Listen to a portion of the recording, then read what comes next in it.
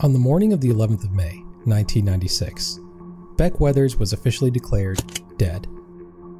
High on the slopes of Mount Everest, in freezing temperatures with winds lashing through the Himalayas, fellow climbers believed they had left his frozen body to the mountain. His family were told he would not be coming home, yet hours later he walked unaided into camp, frostbitten and barely alive, but very much not dead. What followed was not just a miraculous survival story, but a complete transformation of a man who had been searching for meaning far beyond the clouds. Beck Weathers was not a seasoned mountaineer born to the mountains. He was a pathologist from Dallas, Texas, a man who wore a lab coat by day and carried the quiet weight of depression with him always. For years, Weathers battled internal struggles, often feeling isolated by a sense of despair that was difficult to explain to those around him. Seeking relief from the relentless grip of his mental illness, he turned to extreme adventure as an outlet, hoping that the physical challenge and focus of mountaineering would help him climb out of the fog that clouded his mind. He believed that scaling the highest peaks in the world might offer him purpose, even redemption, a way to prove to himself that he could overcome not just the mountains, but the darkness within. Weathers' interest in mountaineering became serious after he took a climbing course in 1986. That experience awakened something in him, offering a sense of control and accomplishment that contrasted sharply with the unpredictability of his depression. Inspired by the stories of climbers who had completed the 7 summits, the tallest mountains on each of the 7 continents, Weathers set himself the ambitious goal of joining their ranks. For him, climbing was never about adrenaline or the pursuit of glory. It was about fighting back against his depression, finding moments of clarity and peace above the clouds, and proving that he was still capable of pushing through the bleakest emotional terrain. The 1996 Everest Expedition. By 1996, Beck Weathers had already climbed 2 of the world's highest peaks, Denali in Alaska and Aconcagua in South America. That May, he joined a commercial expedition to Mount Everest, led by Rob Hall, one of the most respected guides in the mountaineering world. The expedition was organized by Adventure Consultants, Hall's guiding company, which aimed to help clients safely reach the summit of Everest. Among the team was journalist John Krakauer, who would later document the tragic events of the expedition in his best-selling book, Into Thin Air. At the time of the climb, Weathers had recently undergone a then experimental eye surgery called radial keratotomy, designed to correct his vision. However, he did not anticipate the severe impact that the extreme altitude would have on his eyesight. As the team ascended higher, Weathers' vision deteriorated rapidly due to the combination of altitude and the effects of the surgery. By the time they reached the balcony, a narrow ledge about 27,000 feet above the sea level, he was effectively blind and unable to see the path ahead. Rob Hall instructed Weathers to wait at the balcony while he accompanied another climber to the summit, promising to return and assist him on the descent.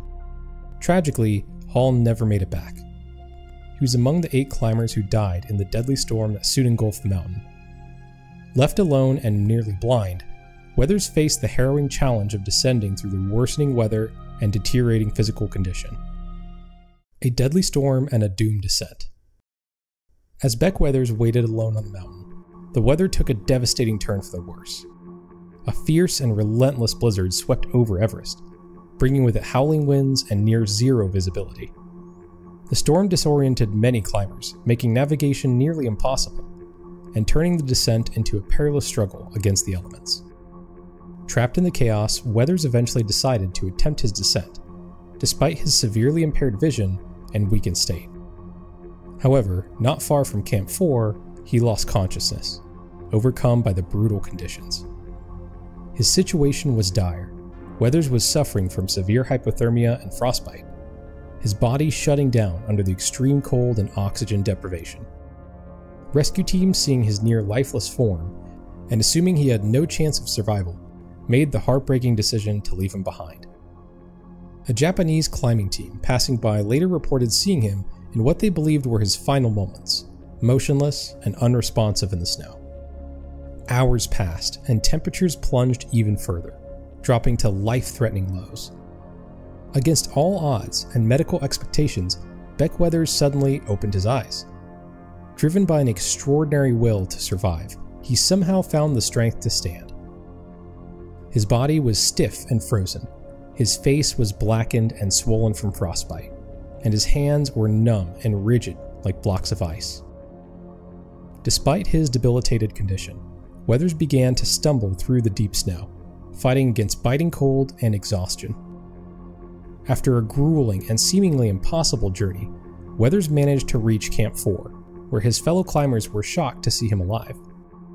His face was so severely disfigured by frostbite that many of his friends could barely recognize him. Yet his survival was nothing short of miraculous.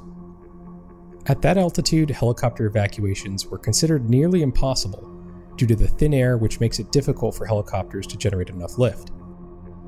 Nevertheless, in a daring and unprecedented rescue effort, a skilled pilot managed to land a helicopter at Camp 4 and evacuate Weathers along with another survivor, Makalu Gao. Against all odds, they were flown down to safety, marking one of the most remarkable rescues in mountaineering history. The cost of survival. Weathers paid dearly for his survival. His right arm was amputated just below the elbow. He lost all the fingers and thumb on his left hand, the toes on his right foot, and his nose, which had to be surgically reconstructed using tissue from his forehead and ear. The physical toll was severe and the pain unimaginable. And yet, remarkably, Weathers doesn't refer to the experience as a curse. Instead, he calls it a turning point, one that forced him to confront not just death, but life itself. In the years that followed the disaster, Weathers faced a long and grueling recovery. Multiple surgeries tried to repair the damage, but equally important was the healing of something deeper: the emotional and psychological wounds that had long gone untreated. For years, before Everest, Beck Weathers had quietly battled depression, a struggle that strained his marriage, distanced him from his children, and left him feeling emotionally adrift. But Everest, in all its cruelty, offered clarity. As he lay freezing in the snow, presumed dead, something shifted within him. Surviving the storm became more than a physical feat. It became the catalyst for rebuilding a life. Weathers returned to his work as a pathologist, but more importantly, he returned to his family with renewed purpose. He sought therapy, reconnected with his wife and children, and began using his story to help others navigate their own dark moments. He now spends his time sharing his experiences with audiences around the world, talking openly about mental health, resilience, and the second life he has lived ever since Everest. Beck Weathers' survival is often cited in discussions, not only of mountaineering tragedies, but also in the broader conversations about human willpower and transformation.